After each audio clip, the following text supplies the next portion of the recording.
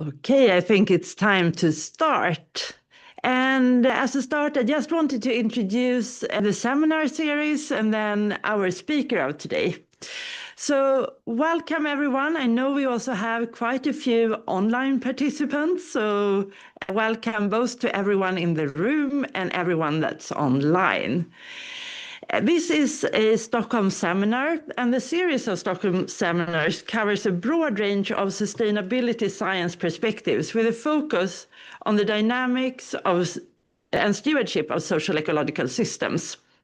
The seminars are held here at the Royal Academy of Sciences and organized by the Beijer Institute of Ecological Economics, the Stockholm Resilience Center, Alba Eco, and Future Earth.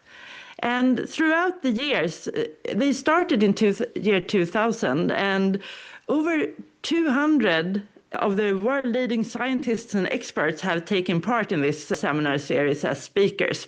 So we really covered a broad range of issues, but also had fantastic speakers. And I'm really glad to introduce now today's speaker, which is Laurens Klerkx. Professor of Agrifood, Innovation and Transition. I know it's a subject that lots of us here are really excited about listening to. And you're at the Department of Agricultural Economics. It's a miracle being a non-economist, but yes, that's where I am. Great. At University of Talca in Chile, and also linked to the affiliated with the Knowledge, Technology and Innovation Group at Wageningen University. And I've been following your work for a while, very interested in agricultural innovations, mission-based approaches, transitions and transformation. So happy to have you here today, and I'm going to give you the word. So thanks. Yes, thank you so much, Lina. Well, thank you so much for having me here. It's a big honor, a very nice building, very impressive. Also a very nice room. I like it very much. I learned it has been recently renovated. Well, it's nice, modern, chic, vintage, everything, history, but also with a modern look. Yes, well, today I'm going to talk about a topic I think is of interest to many of you, food systems transformation. Well, this is one of the homes of the thinking about transformation. And I'm going to connect it to ideas on innovation policy, innovation systems. As you might know, there's different schools of thought which think about innovation and transformation, which also often connect. They're not enemies, they're more complementary to each other. And yeah, you will see in this presentation, hopefully, how these connect. So indeed, I'm nowadays in Chile, in Talca. That's a regional university in one of the bigger agri-food regions of Chile. And I'm also still connected to Wageningen University, which, as many of you will know, is quite well known for its work on food and environment. So this presentation is divided in 4 parts. And the first part is about food systems transformation. Perhaps for many of you, it won't be very surprising what I will present, because a lot of the stuff which I will present originates from here. But yeah, it's good to set the scene, and there might also be people who are not familiar with all of this. So I will talk about how innovation, but also exnovation is very important to support food systems transformation. So, well, this is very well-known stuff for you. You dream about this every night. The planetary diet, the planetary boundaries. I read in some, not too good news yesterday that another planetary boundary has been transgressed. And food systems, they are one of the major causes of the transgression of planetary boundaries. They affect many of these in a negative way. Biodiversity laws, water quality, etc., are all impacted by agriculture, because agriculture is a major cause of land use change. So you often hear food systems, agriculture, food systems, because food systems, of course, are much more than agriculture, are a major cause of problems, but they can also, because of that, if we tackle these issues, be part of the solution. So what is food systems transformation? Well, transformation is big encompassing change and of all ambits of the food system. So food systems are not just about the production of food, though I must say, personally, I work more in that part of the food system. It's also about processing it. We've created a whole big global system in which we process food in one place, but then also distribute it to other places, which is a very industrialized affair nowadays. But it also has to do with consumption. How do we eat food? What sort of foods do we eat? How do we not eat all the food we buy and also discard a lot of food waste, food loss? Um, all these issues need to be tackled, and that hence is not only about technological innovation. You can't solve that only through technology, though some are very much in favor of technological and techno-fix approaches. You will need to do what Chris Barrett and colleagues in a quite nice report have called bundled innovation. Obviously, for all those that work in transition approaches, socio-ecological systems approaches, this is not very new, but I think this is an important report because it has introduced this concept to kind of a general public who so far still is quite oriented towards technology as a solution. So it requires bundled innovation. And over the past decade, I would say, there are continued calls for and attention to food systems transformation. There are dozens of reports, different visioning exercises, strategies.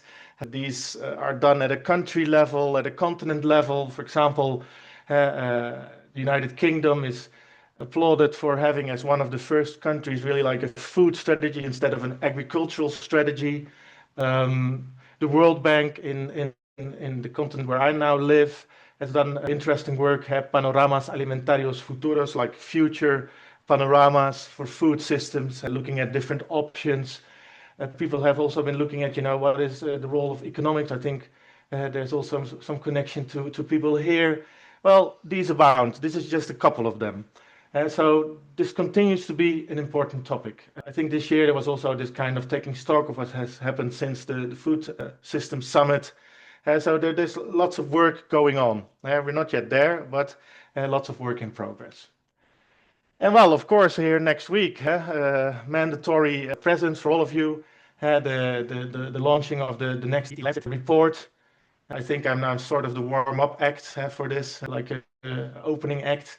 And then, we'll see, how this has advanced, what are next steps. So, continuous attention. Obviously, sometimes these are also very nice talking circuits with the usual suspects. Obviously, the change needs to happen on the ground, but nonetheless, they're very important for agenda setting, for getting stuff moving, for bringing people together. But also, we should not perhaps overestimate their impact. The real impact happens on the ground with companies, with farmers, with consumers. That's where the real action happens. So this action for food systems transformation, it translates into different sorts of transformation pathways. And perhaps one of the issues why we got into trouble is that we, in the past, have chosen quite, or we thought it to be like a uniform solution to solve hunger, to create sufficient food. The Green Revolution perhaps was like a very important food systems transformation pathway of the past. It was very logical in those days. It was also done, because there were urgent issues with malnutrition, with hunger in the world. There were concerns with growing populations that they could not be fed.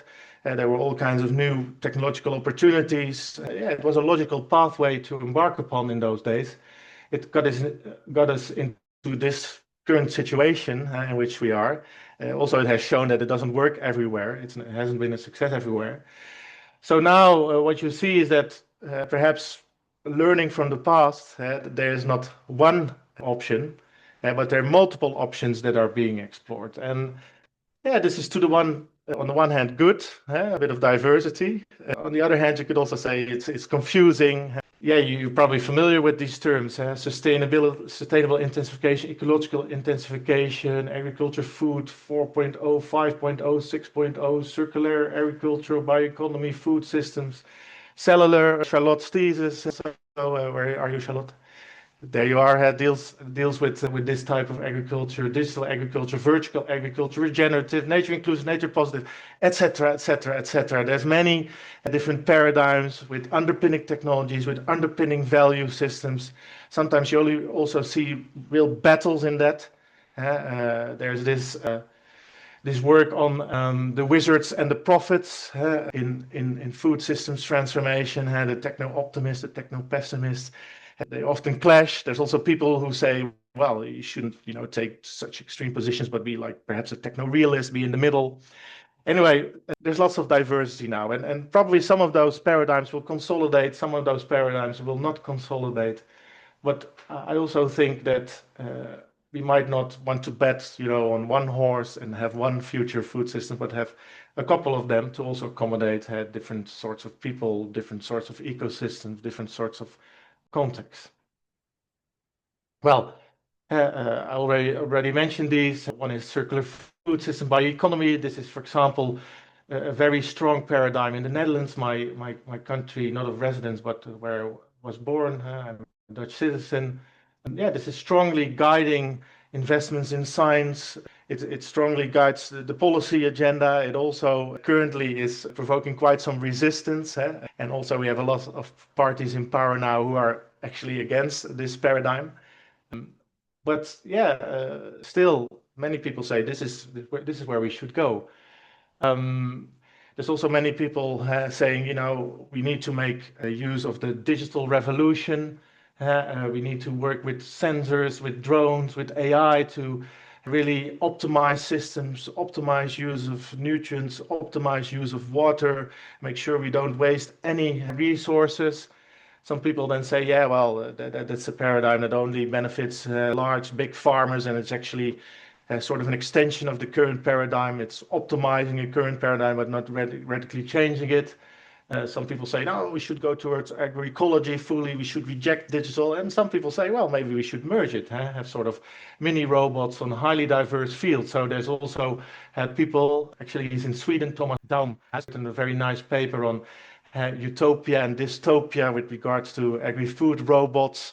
Yeah, we're still trying to sketch, what are those futures. And also very, well, I wouldn't say famous one, but very well-known one is alternative protein. Lots of developments in dairy and meat. Well, actually not dairy and meat, but trying to get replacements, alternatives for dairy and meat. Growing meat cells, plant-based proteins, insect protein, algae protein. This also goes with ups and downs. I don't know how the situation is in Sweden, but in the Netherlands a couple of years ago there was like a big boom, but now you see it has also gone down again. It has become less popular. It has been associated also with the debate on highly processed foods. And so also these transformations and these pathways are not straightforward. They go with ups and downs. They have hypes. But you see this everywhere.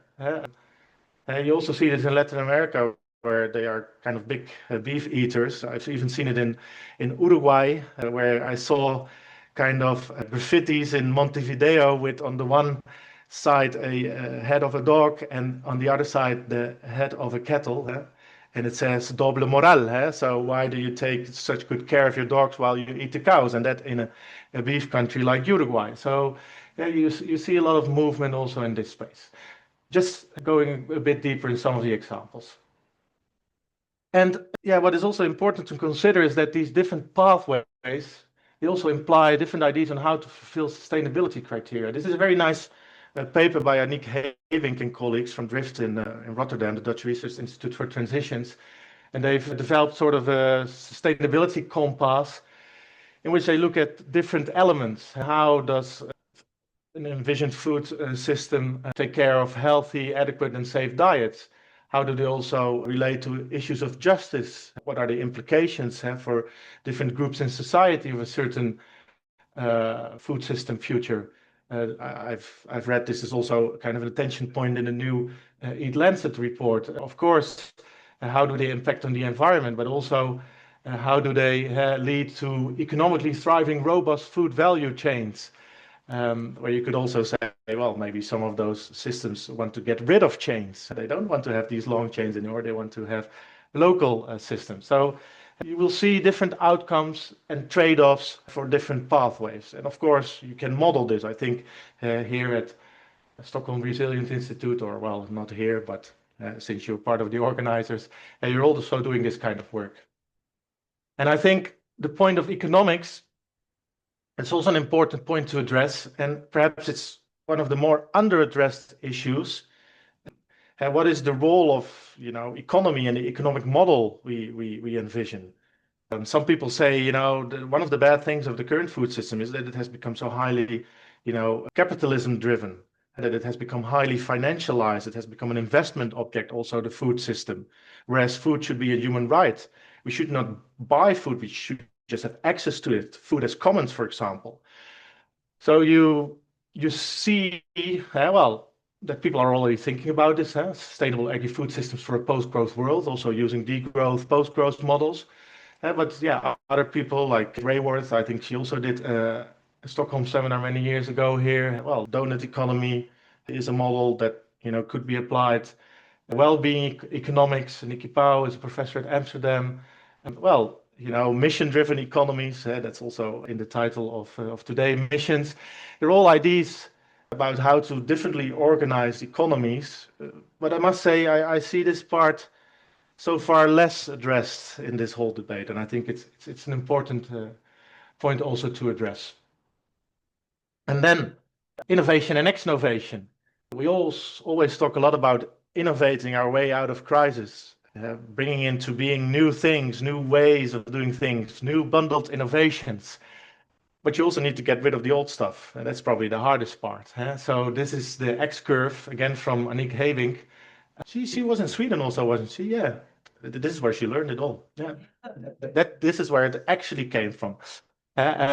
She worked with colleagues on this X curve, which basically says, yeah, you should not just, get new stuff, experiment with it, accelerate it, and make it emerge. Well, make it emerge as far as you can. You can't control everything. At some part, it institutionalize and stabilize these pathways. We should also perhaps actively get rid of the old stuff, phase out, exnovate. I kind of like that. It also resonates really well. I do a lot of presentations. Nobody ever remembers anything of the presentation. Oh, that exnovation, that's an interesting concept. It's not mine, I must say. So I just put some pictures here, a very flashy solar power plant in the Atacama Desert as kind of an alternative. But you should also close the coal power plants, and that's what they're doing also in many places of the world. Also in Chile, President Boric has closed a couple of plants at the beginning of his term, which was not well received. But he said, yeah, this is also essential for the energy transition, and yeah, you should also phase out stuff in the food system. But of course, this leads to resistance. There's inertia. It's logic. There's lots of vested interest. There's sunk investments. There's infrastructure. It costs effort, money, also behavioral change to change, and that's not easy. So yeah, there's lots of critical reports, particularly about the role of big food, the current industry, that they have too much power in the food system. They control too much, which is a risk. If there's innovation, it's innovation on their terms. And also they take sort of the route of the cigarette industry, active kind of an active fight against change, new merchants of doubt. So yeah, it's not easy to do exnovation. That's the main point I want to make. Okay, so now we go to the mission-oriented innovation ecosystem. And this part is basically about what does this mean for how we think about organizing innovation. We have in science and also in practice have had developing models, how we see innovation, how we think we should organize it. But what does this context of transformation mean for that type of thinking and practice? So agri-food innovation is created, at least in my world, through agri-food innovation systems. So it has become quite well established that innovation in the agri-food sector, it's a multi-actor affair. To have these bundled innovations, you just can't do that with like a scientist which develops a great technology and flows by magic to society. It doesn't work like that. It's not that like a policymaker can introduce a new regulation and it works by magic. You need to work with different actors, with the whole supply chain, the current supply chain, the people that produce the food, process the food, trade the food. You need to also work with the research system, with advisors. You need to work with policymakers, NGO. Well, this is nothing new for you. It's a multi-stakeholder affair, and this has been captured in this idea of agri-food innovation systems. Well, all these pictures, they look very static. They are more maps. This is a horrendous picture on the left is from the World Bank. It's the best thing we have, but it's very static and still also kind of airs a bit of linearity. It moves from research to producers. It's a very interactive affair in practice. And this thinking has become quite well established on agriculture innovation systems. In the last, I think, 2 decades, this has become quite a dominant model. But in recent years, it has become criticized. And a couple of the main criticisms are that it's too sectoral. It's often also too agricultural. It doesn't really take a food systems perspective. It doesn't really encompass, for example, connections with health, with energy, with urban systems. So yeah, the way agriculture and food production is changing, and you have a blurring of boundaries. And also, I didn't put that on the slide, but it's a bit agnostic to power and also to different values than economic values. It's very much a model like innovation should produce economic growth, but of course there's also other outcomes you would want of innovation. Also, it's not very much about exnovation. So this is sort of a next iteration in this AI's thinking and practice, and yeah, this is of course very much connected to the agri-food sector. Of course, innovation systems are also applied to many other sectors. So you see that it has been evolving again. It had already evolved. AIS 3.0, the last generation, had already gone to like this complex systems perspective. But now in this 4.0, we are much more thinking about, okay, what directionality should innovation have? What pathway should we have? And how can these AIS foster an appropriate diversity of pathways? Also, what are sort of the distributive effects? What are the results of innovation? We think much more about what does it imply, justice issues. Also, we think even more about like democracy. How can you involve people?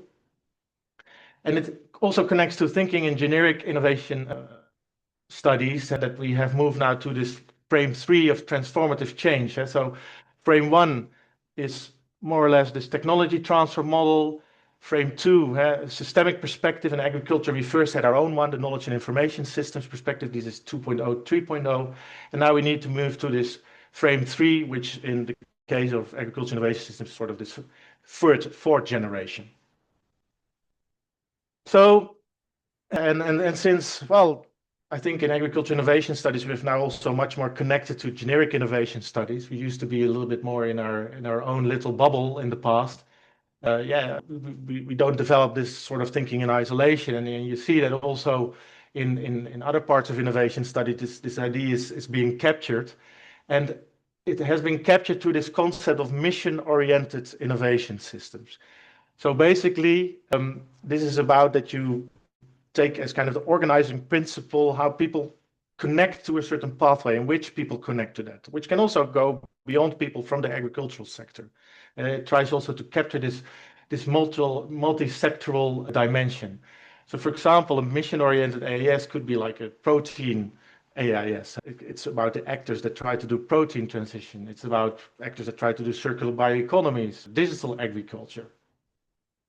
So if you also think about these different transformation pathways, actually what you could say is that you now have in the world different mission-oriented agri-food innovation systems, which are kind of, developing, ongoing. Also, some countries emphasize certain mission-oriented systems more than others. And like I said, it also has more attention to exnovation. So maybe this is more the conceptual part. I got an instruction. This is not just for scientists, but yeah, sometimes you can't avoid the science. This is sort of a new boundary which is being drawn around innovation systems. So innovation systems have been looked at the national level, the NIS, the National Innovation System. Who are the actors and how do they collaborate for innovation in a country? It has been looked at within regions. How do actors in a certain regions collaborate for innovation? How does innovation take place in a certain region? How is it connected to a particular technology? For example, solar panels. How is it connected to a particular sector? Agriculture. Well, the idea of this mission-oriented innovation system, it goes beyond perhaps countries. It goes beyond regions. It connects all those regions, those sectors, those technologies that are important for achieving a certain pathway. So yeah, it's a new boundary drawing around a particular sort of system. And later on, I will give some examples to also make it clear, oh yeah, what does this look like in practice? These mis or mice in the case of agri-food, and it's nice because mice is also maize in Dutch, so it has already this kind of agri-food feel. It really also connects and encompasses mission-oriented and transformative innovation policy. This third generation that you really create policy mixes with transformative goals in mind, that you also pay much more attention to phase out and yeah, and that you have a clear idea of where you want to go. This mission-oriented idea, which has been coined by Mariana Mazzucato, which yeah has landed in many policy circles. It's also not just like a scientific thing; it is there in reality. It has also crossed over to practice, and it's developing. You see this very clearly in many OECD countries, which really have picked this up as a policy paradigm, and there's even like a mission-oriented innovation support hub, etc. Actually, Sweden has been quite leading in this, Vinnova, also in the food systems sphere. So it is something which is out there. Well, then where does the eco come in? I've talked a lot about innovation systems, but I've also put eco in the title because the eco plays roles. So the eco comes in because a lot of the thinking about future foods is also reconnecting to ecosystems, reconciliating, repairing, regenerating ecosystems. It's about multi-species justice. And so actually non-humans also have a place in these systems. It's not just a human affair. It's not about us controlling the planet. So in this sense, it would be good perhaps to talk about ecosystems. And we also just published a paper about non-humans in agricultural systems design. And there we also thought about, yeah, how can you work more actively with non-humans? Not that you're just like passively considered, but active participants. But also it's important because from business and management, where they're also more concerned about sustainability issues, they work more with the ecosystems concept and also see it sort of actors coming together to generate joint value, whatever that may be.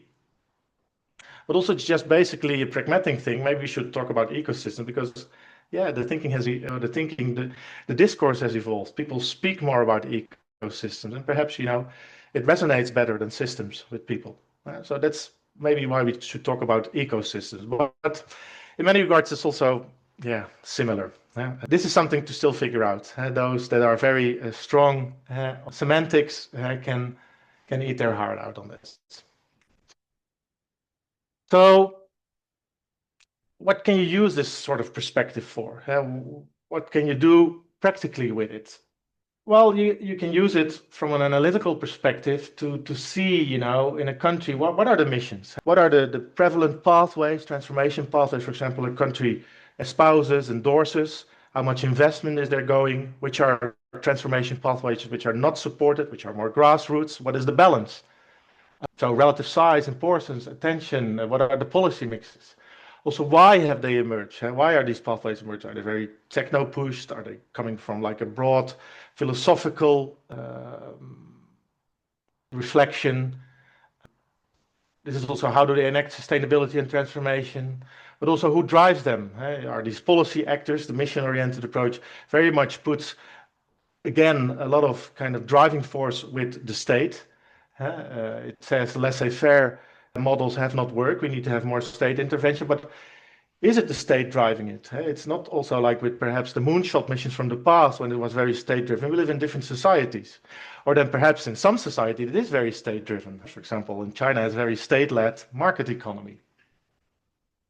But yeah, who's driving this? Who are the multi actor networks? Who's included? Who's excluded? Is it just about innovation, also exnovation?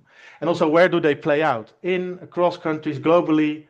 It's a bit of a dilemma. Yeah, you can of course look at, how does a country engage with mission-oriented agriculture innovation systems, but can they be, national? Because innovation is always sort of a transnational affair, but particularly with these bigger missions, it plays out at different scales. So yeah, you can use it basically as an analytical tool, but of course it's also used as an intervention tool for making the appropriate policy mixes. So some examples of these mice in practice, or mice in the making, mission-oriented agri-food systems in the making. And the examples are country level, which is maybe kind of contradictory in terms, because I showed a picture that it's so super fluid. But yeah, you can see that countries engage in different ways with missions.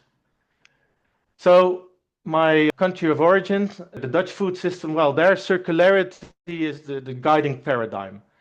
Coupled also with some key enabling technologies. They also are quite fond of high tech.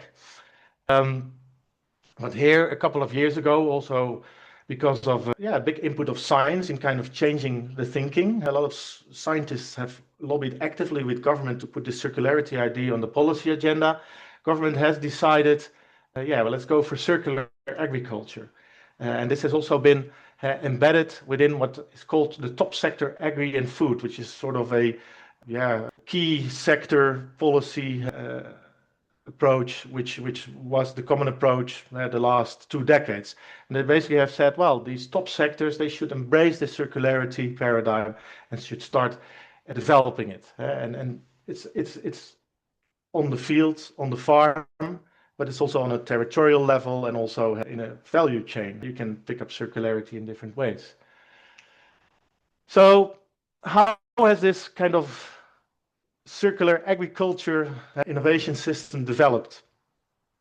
It's quite well formed, also because there was a very well established structure of people within these top sectors which knew each other. And they could collaborate, they could set agendas, there's a good apparatus for also allocating innovation subsidies, etc. But yeah, also some issues. One issue is, what is circular agriculture? What are circular food systems? It was coined as a mission, but it was not clear, what is this mission? What is the dot on the horizon? It's perhaps also less easier than just say we put a man or a woman on the moon. It's a more defined mission. And of course, you got different interpretations, but some of these interpretations were not really allowed in it. If it was a bit too alternative, that didn't really go well, kind of still with the paradigm of a highly productive export-oriented country. So you could do innovation, but not too radical, and perhaps also not too much exnovation. So only certain interpretations were allowed. And this was also due to the role of incumbents, because there were a lot of legacy structures. The incumbents had more say in the different stages of the policy-making process and also determining what sort of projects were funded. And yeah, it's also a pretty complex structure to make it work. So I definitely think like this mission has provoked a lot of stuff. It has really induced working. We see new models, we see initiatives, but it's not a perfect policy, and it doesn't encompass perhaps the more alternative forms of circular agriculture. Then some insights from how this has been developing in the Chilean agri-food system. Well, Chile is also a very important country in terms of agri-food. It has become very export-oriented in fruits, wines, etc., salmon. This has also been because of quite strong state support. It's a bit of sort of a hidden kind of state support, because the Chileans tend to say we have such an open private sector-led economy, but there have been studies and they really show there has been so much state involvement. It's just like Mazzucato says, with the entrepreneurial state, there's much more state backing behind it than you would imagine. And well, this has also really pushed this modernization agenda, sort of an industrial agriculture model, they're also now seeing the negative effects of it, also because of climate change, water shortage, soil deterioration, etc., more and more disease outbreaks, etc. So they're also realizing, yeah, we need to develop the sector, but in a more sustainable way. So the sustainability discourse has entered circularity paradigms, regenerative paradigms, etc. And you now see also, because Mariana Mazzucato did a tour in Latin America, that this is quite well picked up by different governments. The Brazilian government, Caetano Penna, is now working there on this topic. But also in Chile, they're picking this up. So what do you see there in agri-food, but also more broadly, there's more attention to transformative programs. There's more attention in the strategy making. There's more attention in terms of futuring. Chile Crea Futuro. There's more dedicated program, TT Green Foods. They now have a program that is this one. Oh, I need to take the other one. The Programa de Desarrollo Productivo Sostenible, which also does just decarbonization, climate crisis resilience, productive diversification. So you see thinking and practice emerging, more inter-ministry coordination, which is quite a thing there because they are quite siloed there. But it's still very much in terms of like operationalizing mission-oriented approach, there is not a really clear mission. It's maybe a bit too broad. In the Netherlands, there's a big meta paradigm, and it's also still a bit fuzzy, but at least there is a direction. Here, it's not really given. And also the time horizon is still relatively short, which also has to do with the idiosyncrasies of policy making, where you have big changes also with governments. It's also much more about supporting new initiatives, but not a lot about exnovation and not really thinking about what should be phased out. But you see some signs of what you call proto-institutions. There's like an apparatus emerging that can support this sort of approach. It has also very much to do with the eco-socialist government of Gabriel Boric, which will not make it for a next term. It will probably swing to the hard right, and then this will probably will be all undone. And then this, of course, is also like a more general consideration with these mission-oriented policies. They perhaps don't really thrive in where we are going with the geopolitical environment nowadays. Then another example, New Zealand, where we also did an analysis. There you also see that they were quite pioneering in terms of mission-driven science, the national science challenges, very mission-led. And they've also been trying to kind of get out of their very export-oriented approach. I must say this was also very much induced by previous governments. Now with the current government, it's again going much more to like sustaining exports. So what do you see there? Well, there's several looser initiatives working on transition pathways. You also see that they're trying to form new networks, think differently, beyond the very established sectors, dairy, horticulture, wines, etc. Also, what is quite interesting that they're connecting more to Maori visions of transformed systems. You see in a lot of reports we should incorporate more thinking from indigenous food systems because they are kind of by default more regenerative, more sustainable. And you also see that this is being taken more seriously, but it's still very fragmented. There's some hints of it, but it's not really being consolidated. And I don't think it will be anytime soon again. And well, the Swedish mice, work to be done for you to describe it, to map it. I think there's also like some traits here of mission-oriented innovation systems and agri-food in Sweden. The Vinnova missions, the Plenty project. I think Maria Bustamante is also here. Yeah, there she is. Thinking about Nordic food systems, which you did. Well, Sweden Food Tech, Johan Jorgensen, which is quite a strong advocate and a very social media savvy guy. There's also done work on, what are the food futures. So there's lots of like mission-oriented stuff here. How formalized, structured it is, I don't know, but definitely there's traits of it. And then special requests, because I didn't really emphasize it in my abstract, but it was highlighted, so I thought I need to do something about it. It also nicely connects to the PhD defense of tomorrow of Charlotte. Something also interesting and kind of for sort of a novel thing in this whole scene is the role of agri-food tech, because agri-food tech is sort of an emerging player. I've been in this game now for about 20 years, or over 20 years. And like 10 years ago, startups, that word never popped up, never. Tech never popped up. But once of a sudden, you started hearing it everywhere. Ag tech, food tech, agri-food tech, delivery tech, restaurant tech, all kinds of techs. Well, you see it also in other areas, fintech, femtech, climate tech, deep tech. Well, tech to the savior of the world. So definitely an emerging player, and it's also because venture capital discovered agriculture. There was lots of money in the world, not so more, going around seeking investment, and they thought agriculture, that's an underinvested sector, and it's less technified. Well, technified maybe from a Silicon Valley perspective. I think there's lots of technologies, ecological technologies, which have always been there in agriculture.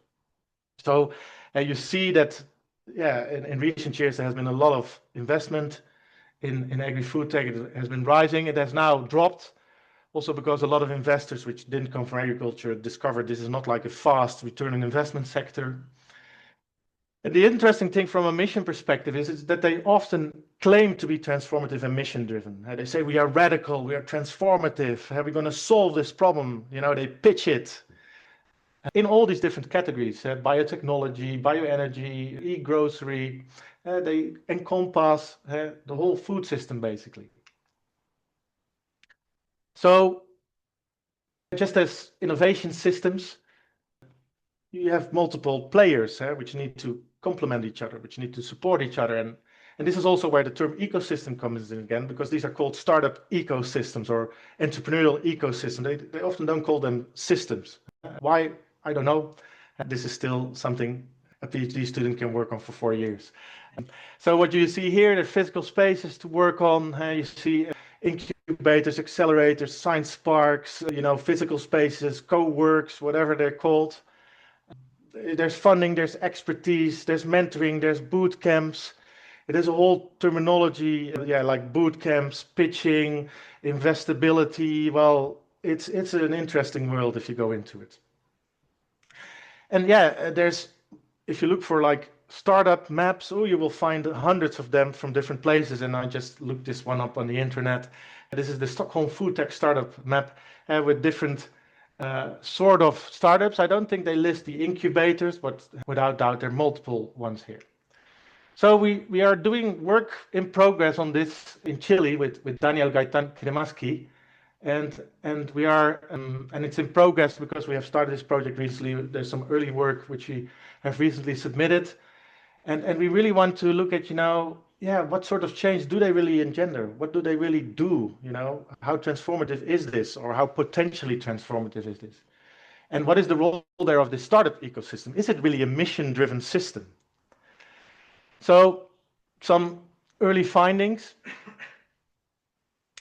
These startups, some really have like sustainability and more transformative thinking as a core vision, but others are really like more market profit driven. Also like really the Silicon Valley spirit of, we can make good money here, we can scale fast, we can become big, we can become world players. But sometimes then later on they integrate these concerns. Also sometimes because it's mandatory, for example, to get public support. Startup Chile, which is like the main government incubator, accelerator nowadays, requires this because of the mission-oriented policy, which is starting up. They've also said, all the existing instruments should encompass, for example, mapping against the SDGs. So you then see that it comes in later. But it remains still secondary to economic viability and scalability. And this is perhaps also kind of this model, this model is for, quick viability, return on investment, scalability. And there's also not that you really see like a consolidated vision. It's not that they're like a movement. They're very individualistic and have all their own little, they also try to be unique. That's perhaps also the model. You need to stand out in the crowd. You can't say, we're one of a big movement, because then you're not unique enough. And what sorts of changes do they then try to engender? And also here we used a little bit these ideas of different sort of transition or transformation pathways. Well, some try to basically optimize current systems, which can still have sustainability impacts in some realms, but not in others. So they have more an efficiency logic. Some have a substitution logic where they replace harmful components with more sustainable alternatives like plant-based meats, bio inputs, etc., insect-based proteins. And then there's more really transformative, which try to restructure a lot of relationships and activities within the food system. And in the Chile case, the food tech are a bit more transformative in that sense, or in their thinking, in their propositions, than the ag techs. And then what does the ecosystem do? Well, the ecosystem is an enabler of startups. It's also this idea of strategic niche management, which some of you may be familiar with. You try to shield them against market pressure. You need to create a protective environment that they can develop. So that's grants, public funding, well, also this nurturing, mentoring, acceleration to help them create legitimacy. Yeah, I'm almost ready. Yeah, I lose track of time and I talk too much. I'm sorry for that. But they're also gatekeepers because with this logic of Silicon Valley, it's also about quick investment. And then also agri-food has been shown to be a slower sector and there's not a lot of patience with this.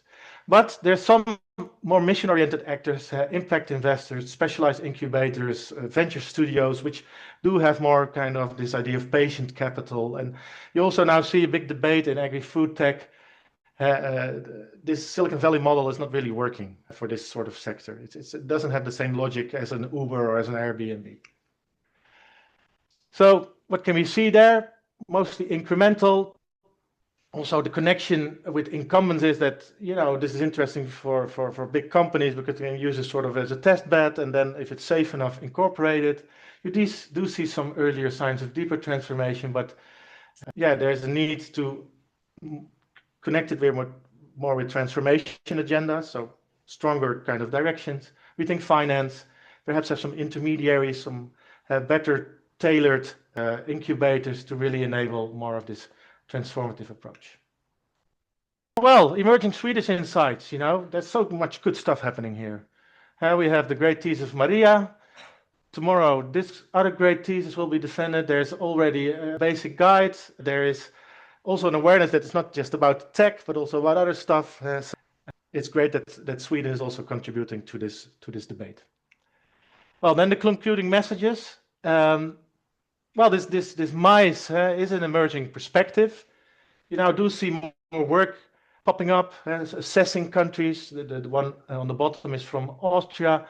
The one on the top right is about Africa. You see that in multiple countries you should trade more mission-oriented approach in agriculture innovation systems. You can see it also sort of as a branch of an overall agriculture innovation systems where some of it is just business as usual. It's optimization, and this is more the radical part. This is also this idea of ambidexterity. You need to keep the current system working, but you also need to already start working on the alternatives. And it can really help to map what, where, and how food systems transformation are supported or not, by whom, and in what way. But some critical questions we can ask. Missions. Yeah, how many missions should you have? What is workable? What is desirable? It's the tension between diversity and directionality. How does it work out in different policy and political contexts? In Chile, it works different than in the Netherlands and then in Sweden. And we can't just have one uniform approach that goes with all policy approaches. Also, what is the role of tech startups, large incumbents? Are they catalysts? Are they business as usual? Are they even Trojan horses? Also next to other players such as agroecology, grassroots initiatives. Is this idea not too much social engineering approach? Does it also go with more the thinking about complex system? And you could also say, isn't this just like old wine and new bottles? Haven't we always had missions? What's new about it? I'm very happy to see some kind of commentary fully killing this with good arguments. Okay, well, it's not all based on my dreams and fantasies. Well, maybe they are, but they're at least published, so they've been peer-reviewed. So if you're interested, you can check out more. And yeah, Tak, thank you very much. And it was a pleasure to present to you.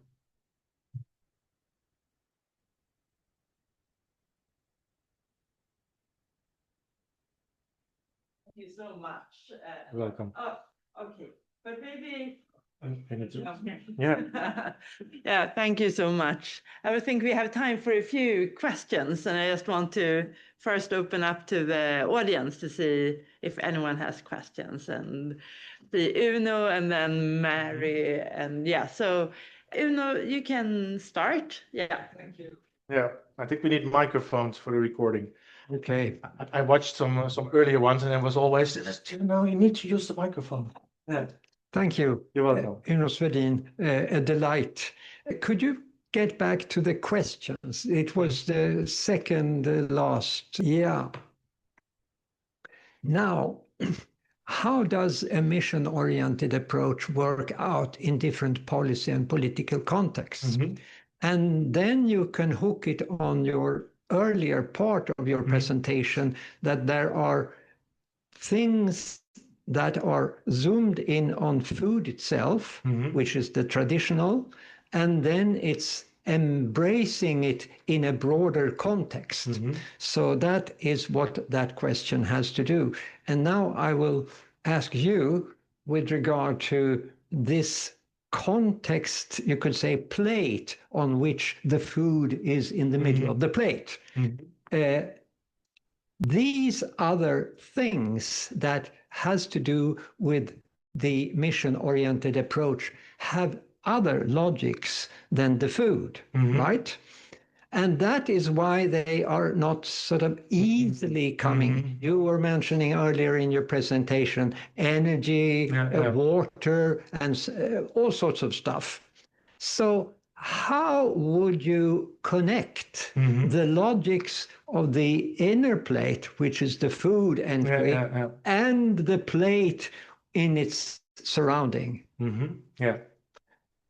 Yeah, no, very, very good comment.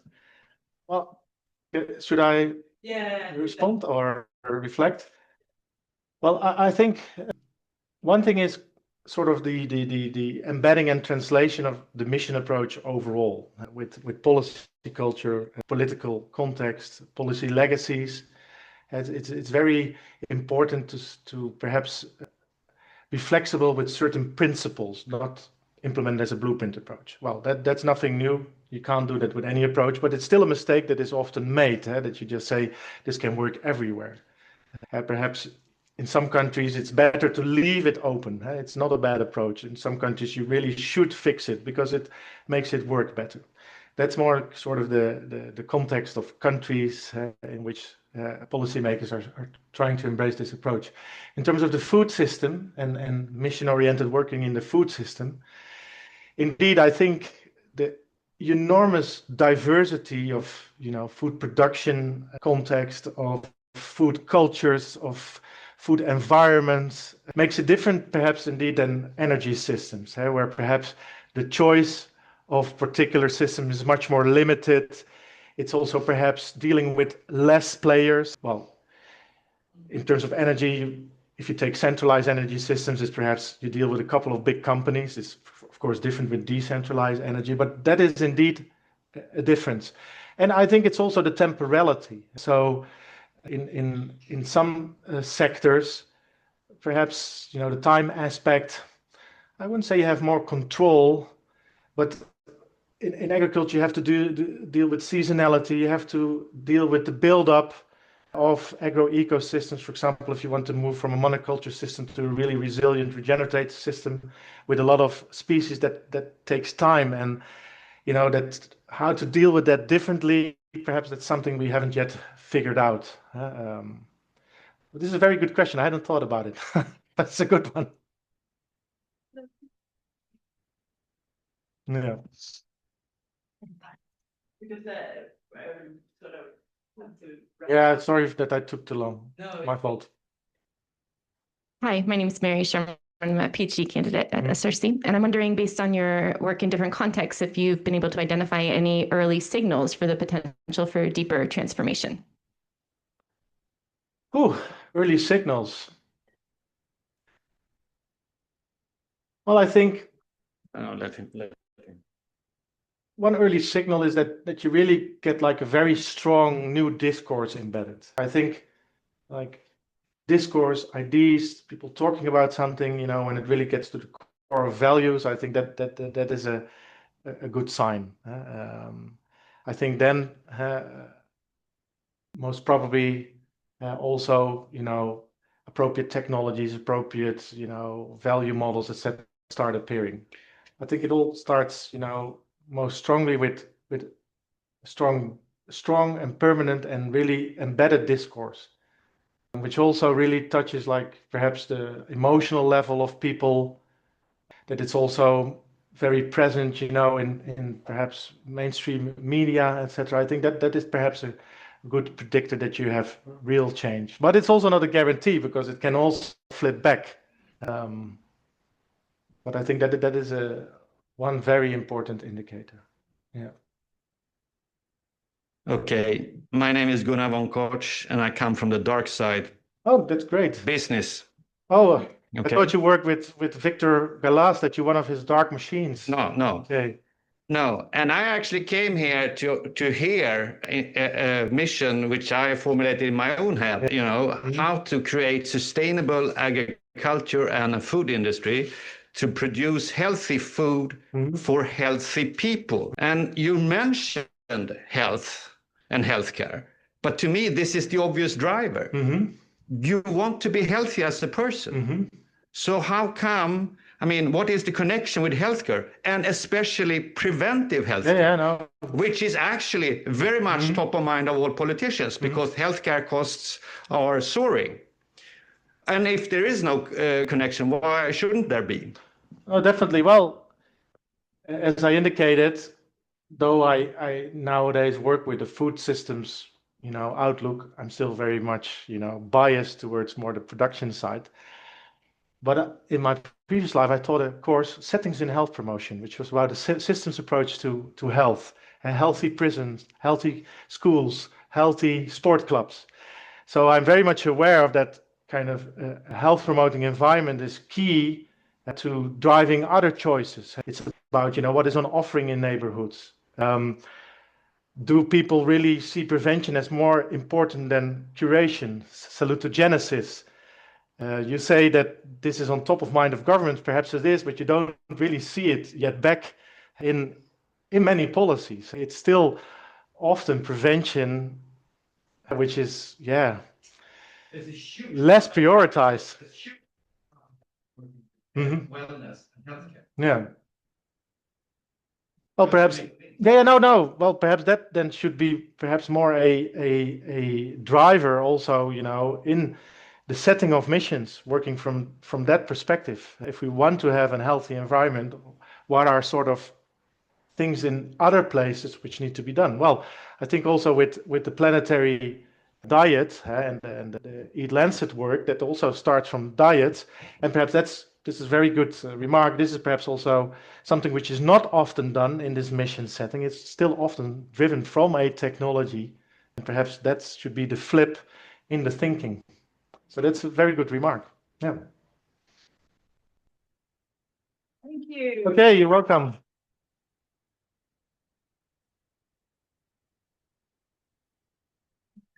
Yeah, but thank you, Laurens, for a fantastic presentation, great discussions. And for people who are interested in more of these discussions, first of all, it's Charlotte's Defense tomorrow that is looking at innovating sustainable diets. It does have some nutrition linked into it, and sustainability and justice sort of centered. And this is also something that is coming up next week with the launch of the Eat Lancet 2025. So it's also coming up more strongly there. But thanks a lot for this presentation. Thank you so much. And for everyone who came and joined both here and online. Thanks. Okay, thanks.